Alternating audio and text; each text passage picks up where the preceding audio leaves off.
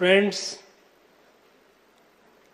my repeated requests and advice to show due respect to the national anthem and play it at the beginning and end of the address has been ignored. This address has numerous passages with which I convincingly disagree on factual and moral grounds. I, lending my voice to them,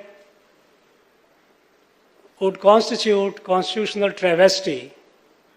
Hence, with respect to the House, I conclude my address.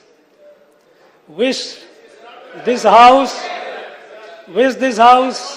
a productive and healthy discussion for the good of the people. Valga Tamil Nadu, Valga Bharatam. Jai Hind, Jai Bharat, நன்றி. நம்முடைய மாண்புமிகு ஆளுநர் அவர்களை முறைப்படி அழைத்து வந்து அவர்களிடம் இந்த தமிழ்நாடு அரசு ஆளுநர் உரைக்கு தயாரிப்புகளை எல்லாம் அவர்களுடைய ஒப்புதல் பெற்று அதை வாசிப்பதற்காக வந்தார்கள். வந்த இடத்தை நான் அதை குறைவாக வாசித்தார்கள். அதை குறையாக நான் சொல்ல விரும்பவில்லை. ஆனால் அதன் பின் ஜனகணமன பாடியிருக்க வேண்டும் முதலில் என்று ஒரு கருத்தை சொன்னார்கள்.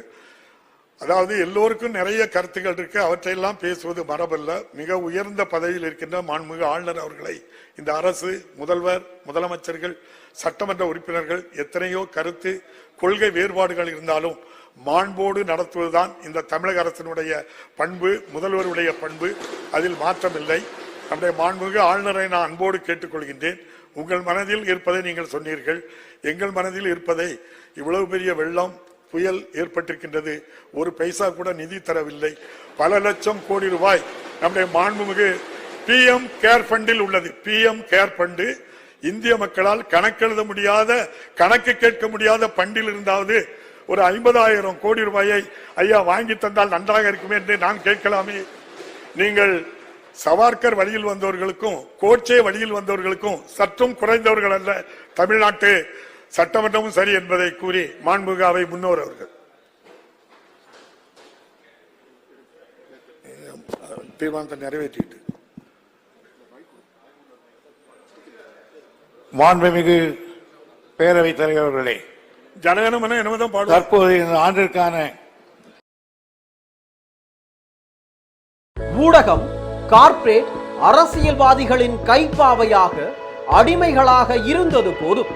இனி சாட்டை எடுத்து சுழற்றும் நேரம் வந்துவிட்டது.